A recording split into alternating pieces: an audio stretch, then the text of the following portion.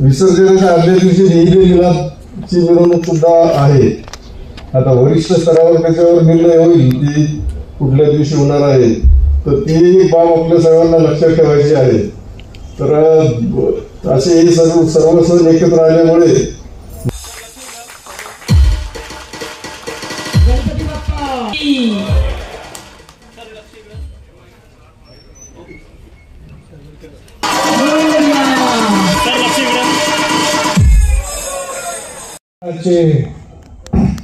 महामंडळाचे अध्यक्ष भोई साहेब, माझे सहकारी देशमुख साहेब, सांगळे साहेब, सर्व वरिष्ठ पोलीस अधीक्षक आणि ज्यांनी या पारितोषिकासाठी मेहनत घेतली असे आमचे सर्व जजेस आणि सर्व गणेश भक्तांना, सालाबादाप्रमाणे आजचा हा पारितोषिक वितरणाचा कार्यक्रम आपण घेतोय.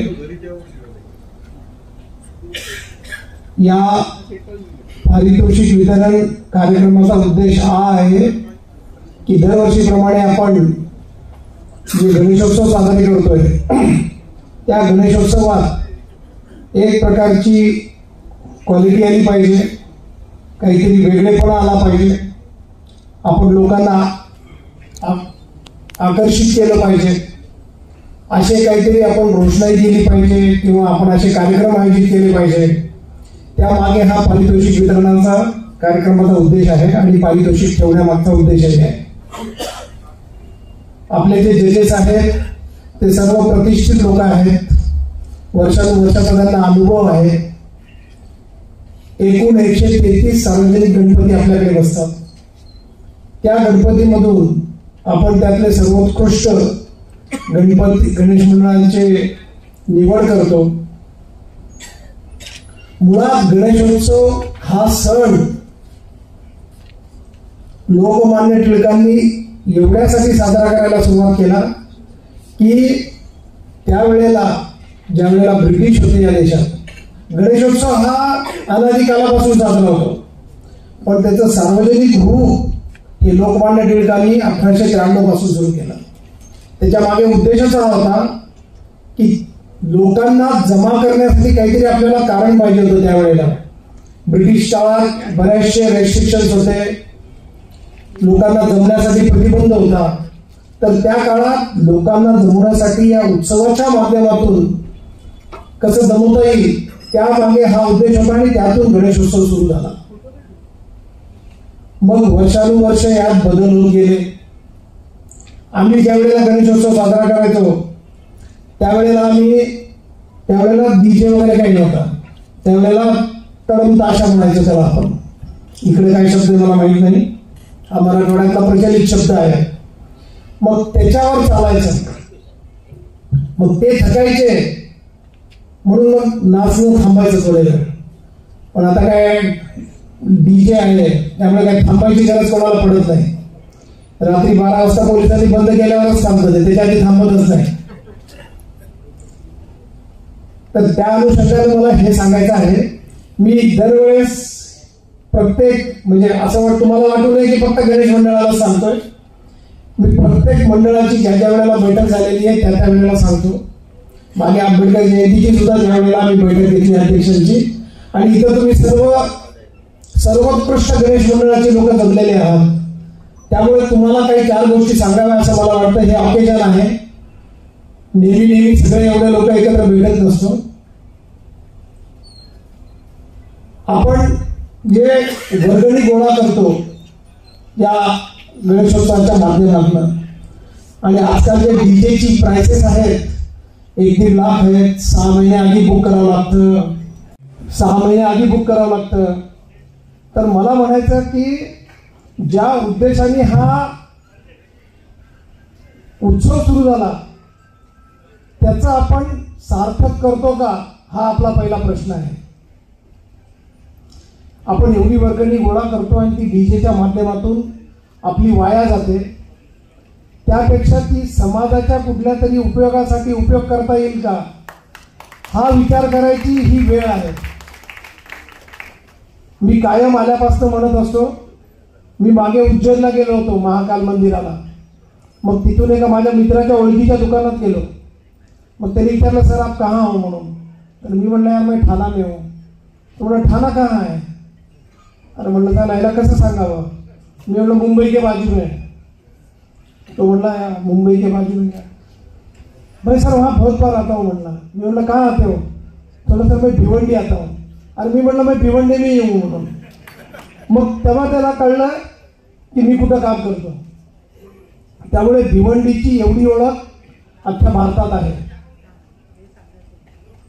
पण भिवंडीत आल्यावर मला लक्षात आलं की भिवंडीतून आतापर्यंत मी अशी चौकशी करतो, कोणी भेटलं मला तर किती IAS किंवा किती IPS, किती DYSP डेप्टी कलेक्टर झाले वगैरे, तर त्या बाबतीत मला कोणी काही सांगत नाही अजून, किंवा कोणाला काही माहिती नसावं, किंवा एखादा रोहित शर्मा, एखादा मोहम्मद सिराज इथून झाला का, तेही माझ्यामध्ये अजूनपर्यंत इथून झालेला नाहीये. तर अशी जी मंडळं आहेत ज्या माध्यमातून ही वर्गणी गोळा होते, त्यातून आपण समाजासाठी काही विधायक करू शकतो का.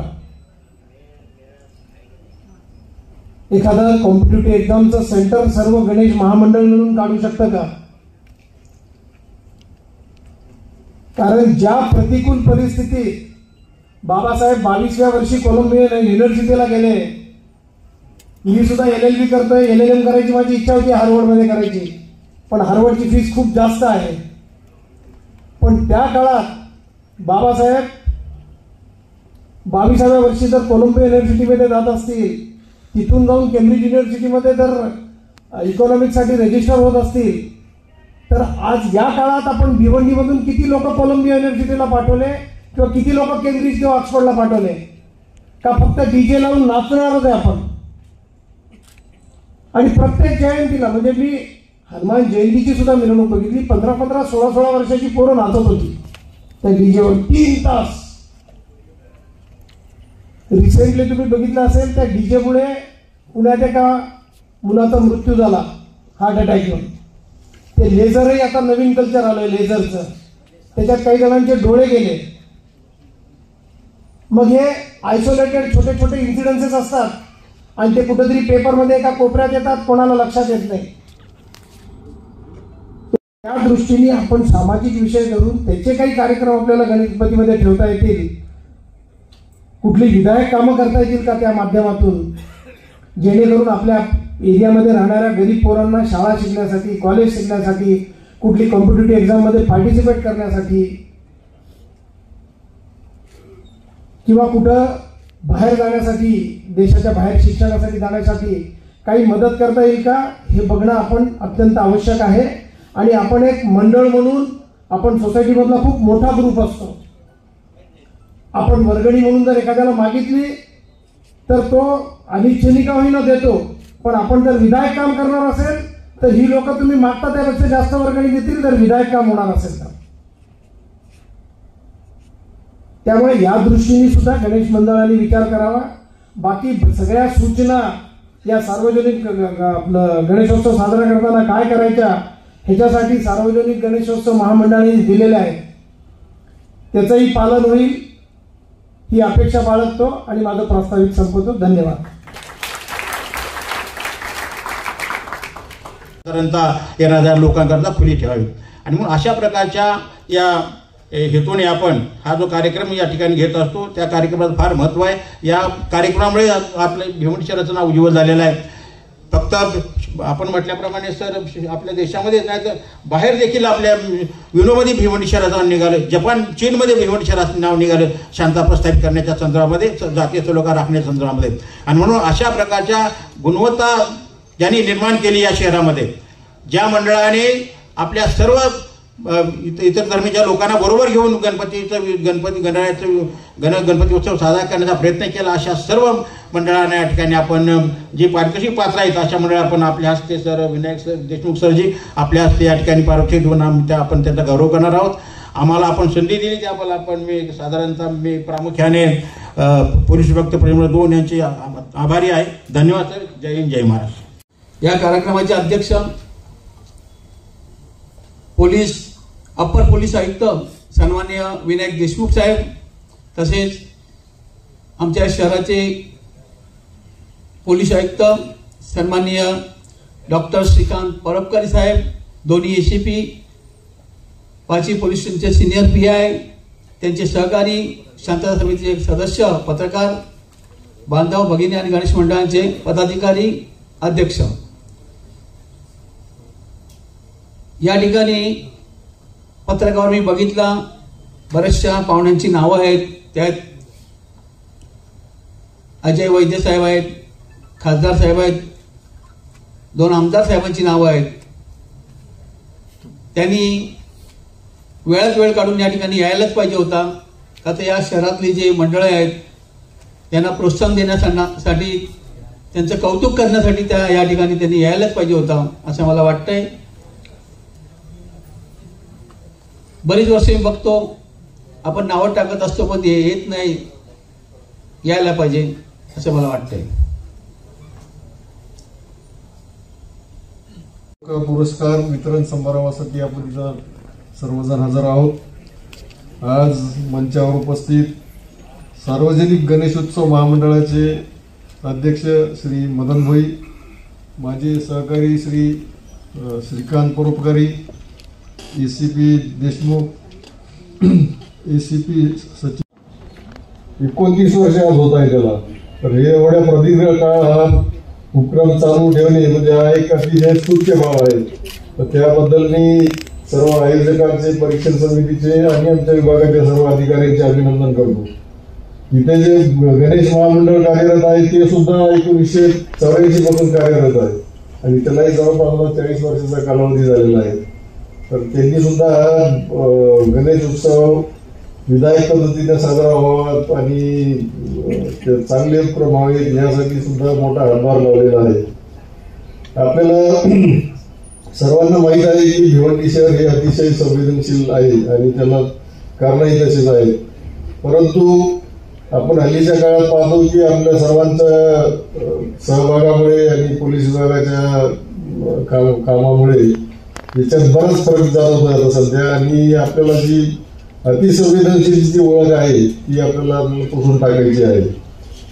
गणपती उत्सव हा सर्वात मोठा उत्सव आपल्याला सर्वांना माहीत आहे आणि गणपती उत्सवाची तयारी साधारण 1 महिन्याच्या अगोदरपासूनच पोलीस विभाग करत असतो आणि आमच्या अंतर्गत मिटिंग झालेल्या आहेत आणि त्याचा आपल्याला आमच्याकडून जे काही करणं अपेक्षित आहे ते निश्चितच केलेलं जाईल.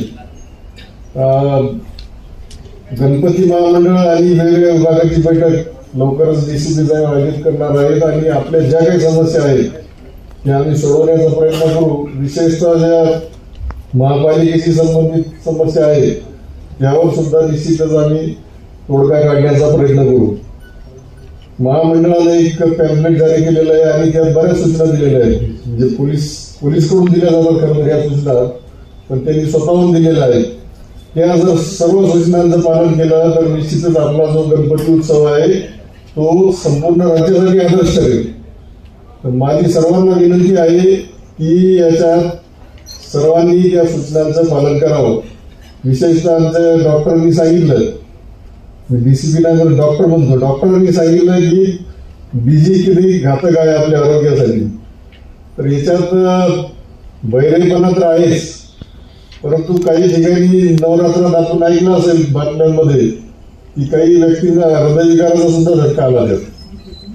तर हे असं एवढं घातक असतानाही आपल्याला तो का हवासा वाटतो हा एक संशोधनाचा विषय आहे.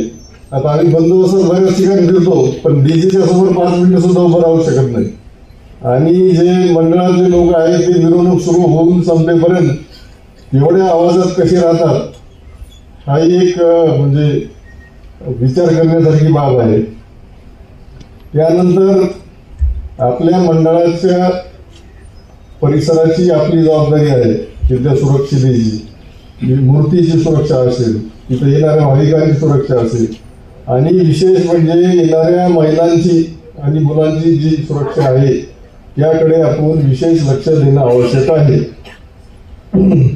त्यानंतर एक सूचना मी वाचली की दारू पिऊन नाचू नये. त्याचा अर्थ काय काढायचा? किती 29 सूचना आहे, 13 नंबरची सूचना आहे. 17 दारू पिऊन नाचू नये, माझं म्हणजे दारूच पिऊ नये. मुळात आपल्या गणपतीच्या ठिकाणी कुठल्याही अनिष्ट प्रवृत्ती व्यसन हे होता कामा नये. ते दारू पिऊ नये, काही ठिकाणी जुगार खेळण्याची पद्धत असते ती सुद्धा होऊ नये. यासाठी सगळ्या पदाधिकाऱ्यांना माझं आव्हान आहे की आपण आपला जो एक धार्मिक कार्य म्हणून करतो ते धार्मिक कार्य व्हायला पाहिजे आणि तिथं कुठल्याही अनिष्ट कुप्रतींना वाव भेटता कामा नये. त्यानंतर विसर्जनाच्या आदल्या दिवशी ईद ए मिलादची मिरवणूक सुद्धा आहे. आता वरिष्ठ स्तरावर त्याच्यावर निर्णय होईल की कुठल्या दिवशी होणार आहे, तर ती एक बाब आपल्या सर्वांना लक्षात ठेवायची आहे. तर असे हे सर्व सण एकत्र आल्यामुळे मागच्या वर्षी तर एकाच दिवशी होतं आणि सर्वांनी सामंजस्याने ते वेगवेगळ्या दिवशी केल्यामुळं सर्व आपलं ईद ए मिलादची मिरवणूक आणि गणपती विसर्जन हे दोन्ही कार्यक्रम अतिशय शांततेने पार पडलेले आहेत.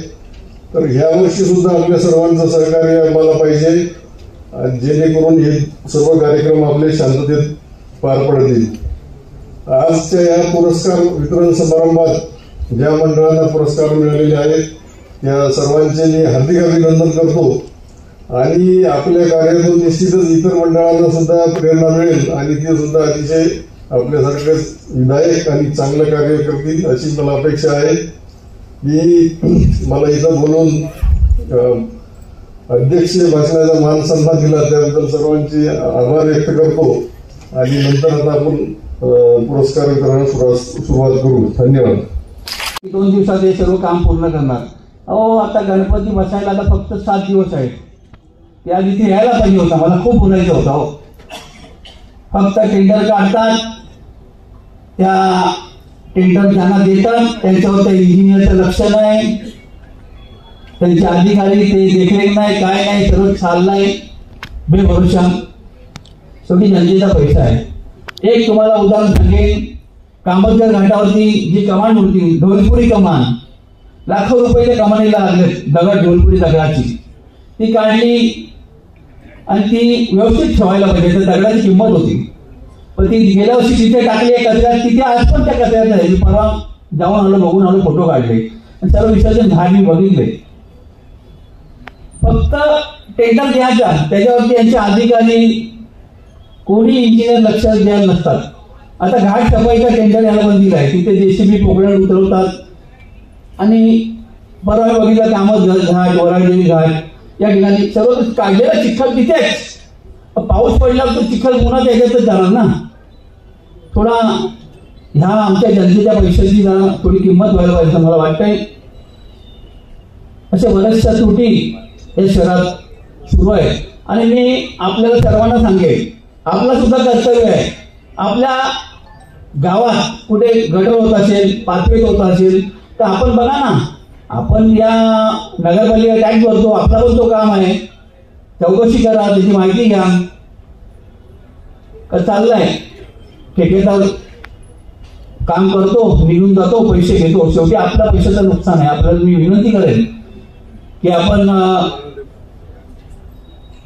ह्या कामाच्या संदर्भात माहितीचा अधिकार टाका. परंतु मी आपल्याला विनंती करेन हात जोडून, माहितीचा अधिकार टाका, पण कुठे कॉम्प्रोमाइज सेटिंग करू नका अशी मी आपल्याला नम्रपणे विनंती करेन. त्याचा पाठपुरावा करा, ते चालणार नाही. दुसरी गोष्ट, जे आपलं शेलार घाट आहे त्या ठिकाणी आपले सन्माननीय आमदार महेश चौगुले यांनी तिथे कॉन्क्रीट रस्ता पास केलाय. कॉन्क्रीटीकरणचा काम आता पास केलेला आहे. तर दरवर्षी मी कॉर्पोरेशन त्या ठिकाणी खर्च करायचा पडतो. आता कामांचा खर्च आता वाचणार आहे.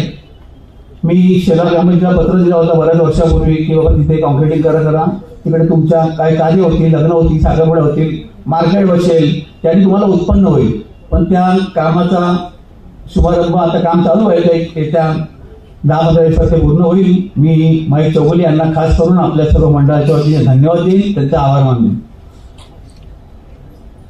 तसेच तोरणच्या संदर्भात सांगेल की तोरण त्यांना मी खास करून धन्यवाद देईन की त्यांचं जागोजागी काम चालू आहे. काल सुद्धा त्यांनी मला फोन केला आणि आज त्यांनी माझ्या छत्रपती शिवाजी महाराज चौकात त्यांनी स्वतःहून त्या ठिकाणी आमची मीटिंग घेतली महामंडळाच्या पदाधिकाऱ्यांची आणि सांगितलं काय आपलं काम असेल तर सांगा आम्ही करतो. तसं त्यांनी सुरुवात केलेली आहे, मी त्यांना धन्यवाद देतो. त्या ट्रॅफिकची समस्या आहे शहरात खूप मोठी वाढलेली आहे, पण त्याला कारण हे रस्ते आहे. रस्त्यामुळे ट्रॅफिक जाम होते, जागोजागी गाड्या उभ्या असतात. नगरपालिका 30 रुपये 60 रुपये घेते आणि त्या हातगाडीवाल्यांकडनं. परंतु मला असं बोलायचं आहे की हे जे रस्ते रुंदीकरण केलं आहे त्या ठिकाणी प्रत्येक रस्त्यावरती सर्व 4 व्हीलर गाड्या लागल्या असतात. आपण त्यांच्याकडे कुठलाही शुल्क घेत नाही, महिन्यानुमहिने त्या गाड्या त्या ठिकाणी उभ्या असतात. त्याला सुद्धा शुल्क लावा अशी मी आयुक्तांना विनंती केली, पत्र दिलेलं आहे. त्यानंतर ट्रॅफिकची समस्या आपण लवकरात लवकर सोडवावी अशी मी आपल्याला विनंती करतो की आमच्या महिला भगिनी बाजारात खरेदी करण्यासाठी खूप मोठ्या प्रमाणात जात असतात. नगरपालिकेला पत्र दिलंय की तुमची चुकी आहे, ट्रॅफिक तुमच्या खड्ड्यांमुळे होते, तुम्ही त्यांना मनुष्यबळ पुरवायला पाहिजे नाही अशी मी त्यांना विनंती केली आहे. आणि दुसरी गोष्ट म्हणजे या बक्षीस समारंभाच्या निमित्ताने आपण या ठिकाणी जमलो, ज्यांना बक्षीस मिळालेलं आहे त्यांचं मी कौतुक करतो. आणि ज्यांना नाही मिळालं त्यांनी ते कुठे कमी पडले त्याचा त्यांनी आपण अभ्यास करावा आणि पुढच्या वर्षी आपल्याला नक्कीच कसा बक्षीस मिळेल त्याचा आपण तयारी करावी अशी मी आपल्याला सर्वांना विनंती करतो.